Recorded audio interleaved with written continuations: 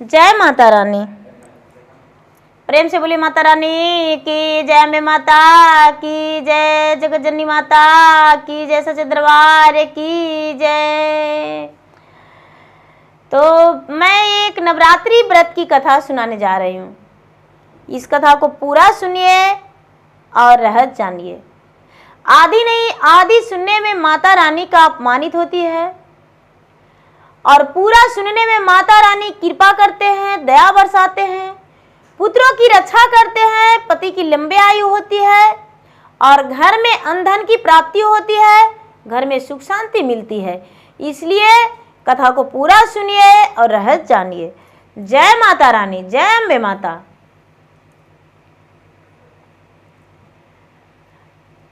एक राजा थे और एक रानी थी। राजा जो थे माता रानी का भक्त थे, माँ दुर्गा के पुजारी थे, 9 देवियां की पूजा करते थे। रानी भी कम नहीं, रानी भी प्रतिदिन पूजा करती थी। बिना पूजा किए वो भोजन नहीं करती थी। चाहे कितनों काम हो जाए, रानी पूजा पाठ करके ही और भोजन करती थी। धीरे धीरे राजा का समय अच्छा बीत रहा था। राजा जो थे बड़े अपने राज में खुश थे, प्रसन्न थे। उनका अन्न धन कोई कमी नहीं था, घर में धन धान्य से भरा हुआ था। माता रानी के कृपा उनका सर पे था। एक दिन का बात है कि राजा साहब नवमी व्रत नवरात्र रखते थे। सर्दीय नवरात्र, क्वार महीना, सर्दीय नवरात्र में 9 दिन राजा साहब सिर्फ फल का भोजन करते थे और अष्टमी का दिन, पंचमी का दिन और परिवा के दिन, शुक्ल पक्ष परिवा और पंचमी और अष्टमी 3 दिन उपवास रहते थे, जो कि जल भी नहीं पीते थे राजा और रानी।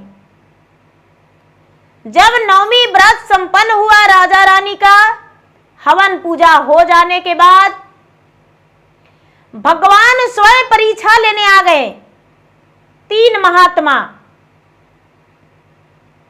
स्वयं परीक्षा लेने आए कि देखते हैं इनमें कितना ताकत है, कितना क्षमता है, कितना विश्वास है भगवान पे। परीक्षा लेने के लिए बाहर दरवाजा पर खड़ी हो गए। राजा जो थे बड़े प्रेम से आसन दिए बैठने को लिए। तीनों जो देव थे वो बैठ गए और उनका एक बहुत बड़ा शेर था, साथ में माता रानी का सवारी शेर है। लेकिन भगवान स्वयं पहुंचे वहां जांचना लेने के लिए। कहने लगे कि हे राजन, मेरा शेर बहुत भूखा है, इसे भोजन करा दो। राजा कहते हैं कि हे भगवान, आखिर शेर क्या भोजन करेगा, हमें बताइए। कहते हैं कि शेर तो भूखा मांस करेगा, बहुत भूखा है, ये मांस इसे चाहिए। राजा कहते हैं कि तो क्या मांस में इसे दूं? आप यदि कहेंगे तो खस्सी लाकर इसे उपस्थित कर देंगे। भगवान कहते हैं कि तुम्हारा पुत्र जो है, तू अपने से काट के और 2 धज करके और मेरा शेर को भोजन दो।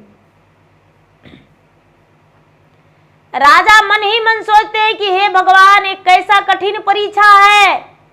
हे माता रानी, मैं अपना पुत्र को आरा चला के खंड और टुकड़े में बांट के और मांस कैसे शेर को खिला सकते हैं। लेकिन राजा अपने मन में बहुत बड़ा अटल विश्वास बनाए, सीना चौड़ा कर लिए और कहते हैं कि हे स्वामी, हे भगवान, मैं आपको शेर को भोजन कराने के लिए तैयार हूं। मेरा तो एक ही पुत्र है, लेकिन अपना पुत्र को हम काट के खंड टुकड़े में बंटवारा करके और आपको शेर को खिला देंगे। भगवान कहते हैं कि असगर तेगा चलइयो न राजा, असगर तेगा चलइयो न राजा, सिर न होई दुखंड जी, दोनों मिलतेगा मारियो, पुत्र के लायो काट जी। मतलब कहते हैं कि असगर तेगा नहीं चलेगा, पति पत्नी दोनों मिल के काटना और टुकड़े टुकड़े में और मेरा शेर को खिला दो। ये बात राजा अपने पत्नी से कहते हैं कि हे प्यारी, आज तुम्हें मजबूत बनना होगा, एक आंसू नहीं गिराना होगा और अपने पुत्र को काटकर टुकड़े टुकड़े करके शेर को खिलाना होगा। रानी कहती है कि हे स्वामीनाथ, भगवान मुझसे इतना बड़ा क्यों ऐसे कठिन ले रहे हैं परीक्षा, हम नहीं दे पाएंगे। राजा कहते हैं कि नहीं रानी, आपको परीक्षा देना होगा, हम कर देंगे, अपने पुत्र को टुकड़े टुकड़े करके और हम शेर को खिला देंगे। रानी जो थी अपने पुत्र को चंदन लगा दी, नए कपड़ा पहना दी और जो राजा थे, राजा चले गए कहां? लोहार की यहां। ओ लोहार भैया, अपना आरा दे दो। लोहार कहता है कि आरा नहीं देंगे, क्या काम है आरा से, पहले राजा मुझको बतलाओ, किस बात किस काम से आए हो। वो तो भगवान थे। तो कहते हैं राजा की क्या कहूं, मैं अपने पुत्र को काट के और शेर को भोजन देंगे, इसीलिए आपको आरा हम लेने आए हैं। कहते हैं नहीं नहीं नहीं, मेरा आरा से लकड़ी कटता है, पुत्र के बलि देने के लिए हम आरा नहीं देंगे, मेरे दरवाजे से चला जाओ। दूसरा के यहां गया राजा, एक बढ़ई के यहां गया, बढ़ई से जाके कहता है कि भैया, बढ़ई भैया, सुन लो मेरा बिनत का पुकार, आरा दे दो या पान, मैं अपने हाथों पुत्र के कर देंगे आरे से बलिदान, शेर भूखा शेर को खिलाएंगे भोजन। हे बढ़ई भैया, अपना आरा हमको दे दो और हम उस आरा से अपने पुत्र को काट कर और शेर को खिलाएंगे। बढ़ई जो है वो जरा जरा रोने लगे और कहते हैं कदापि नहीं, मेरा आरा से सिर्फ लकड़ी कटता है, इससे पुत्र काटने के लिए हम नहीं देंगे, यदि रक्त लग जाएगा इसमें और रह जाएगा तो हम कोढ़ हो जाएंगे, मेरा तेलिया तैयार लग जाएगा। राजा लौटने लगे और मन ही मन सोचने लगे कि अब क्या करें। एक नीम का वृक्ष था, नीम का वृक्ष का एक पतैया तोड़ लिए और कहते हैं कि हे माता रानी जगत जननी, यदि मैं आपके सच्चे पुजारी होंगे तो नीम का पत्ता एक तेगा बन जाएगा, आरा बन जाएगा, आरा बहुत बड़ा आरा बन जाएगा, उसी से अपना पुत्र को हम चीर कर और भोजन करा देंगे शेर को। एक बहुत बड़ा आरा गिर गया नीम के वृक्ष पर से, राजा उसे ले आए और रानी प्रकट हो गई, बेचारी खड़ा हो गई सामने में कि पुत्र को काटना है। रानी का आंखों से आंसू गिरने लगा। तभी कहते हैं वहां ऋषि मुनि जो संत लोग जुटे थे, संत के रूप में भगवान, वो कहते हैं कि रानी का आंखों से आंसू गिर रहा है, मेरा भूख शेर भोजन नहीं करेगा। कहती है रानी की नहीं भगवान, ऐसा बात नहीं है, ये आंसू मेरा खुशी का है बस, और बाकी ऐसा आंसू नहीं है। राजा रानी जब तेगा लिए तो पुत्र कहता है कि हे मां, बीच सर पे मेरा आरा रख दो और जल्दी से आरा चलाओ, भगवान रूठ जाएंगे मां, भगवान रूठ जाएंगे। आरा को मेरे गर्दन सिर पे चला दो मां, और शेर भूखा है, भोजन कर लेगा। दीदी, रानी और राजा दोनों मिलके अपने ही पुत्र को दो धज कर दिए, और दो धज करके और भूखा शेर को मांस दे दिए। शेर जो था मुंह फेर लिया, कहता है नहीं, हम इस मांस को नहीं खाएंगे, इस मांस को नहीं खाएंगे। रानी ने अपना आंसू गिरा दी है, और जिस मांस पे आंसू गिर जाएगा वो आंसू व्यर्थ है। हे राजा रानी, अपने पुत्र को जोड़ दो। राजा रानी संकोच में है कि मेरा मरा हुआ पुत्र कैसे जुड़ सकता है। राजा रानी क्या किए कि दोनों मिलके और वो आधी भाग जो है उसी पुत्र में जोड़ दिए, सटा दिए। अब कहते हैं ऋषि मुनि कि हे राजन, तुम्हारे घर हम भोजन करेंगे, और उसमें भी रानी के हाथों से बना हुआ भोजन, कोई दाई दासी के हाथ से नहीं। यदि रानी बनाएगी भोजन तब वे खाएंगे, नहीं तो भोजन तुम्हारे दरवाजा पर नहीं करेंगे। ऐसा बात सुनकर राजा कहते हैं कि रानी का तो सीना फट के चूर चूर हो रहा है, मेरा रानी कैसे भोजन बना सकती है। उसका तो पुत्र का वियोग से शरीर कांप रहा है। लेकिन फिर भी राजा कहते हैं कि हे रानी, जो ऋषि मुनि आए हैं वो भोजन करने को लिए तैयार हैं, भोजन करेंगे, भोजन बनाओ। रानी जो थी सत्य के चूल्हा बनाई और सत्य के हड़िया।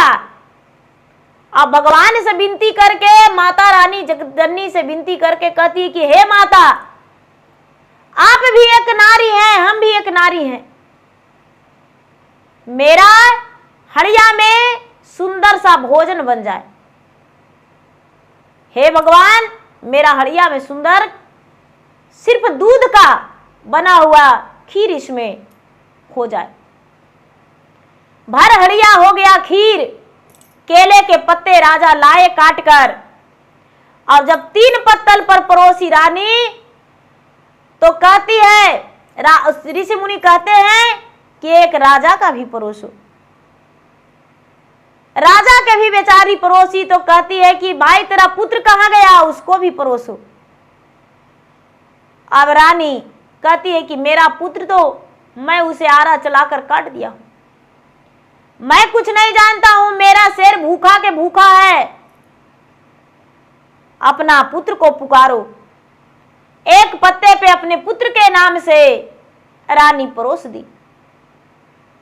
जब रानी परोसी और पुत्र पुत्र कह के पुकारने लगी रानी, तो पुत्र दौड़ता हुआ आया, मां मुझे खीर दो, मां मुझे खीर दो।